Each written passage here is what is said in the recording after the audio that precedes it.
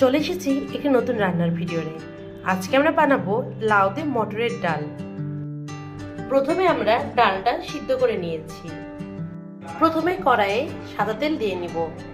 তেল গরম হয়ে গিয়েছে, এবার এতে আমরা শুকনো লঙ্কা, তেজপাতা ও পাঁচফোড়ন দিয়ে দিব।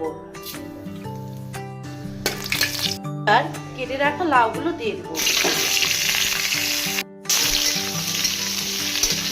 এবার হলুদ গুঁড়া ও স্বাদ মতো লবণ দিয়ে দিব। সিদ্ধ হওয়ার জন্য লাউটা ঢেকে দিব। লাউ সিদ্ধ হয়ে গিয়েছে, এবার আমরা সিদ্ধ করে রাখা ডালটা দিয়ে দিব।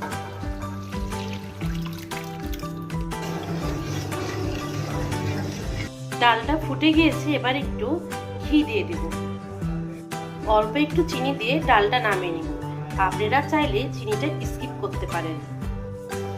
এই যে রেডি হয়ে গিয়েছে আমাদের লাউ দিয়ে মটরের ডাল।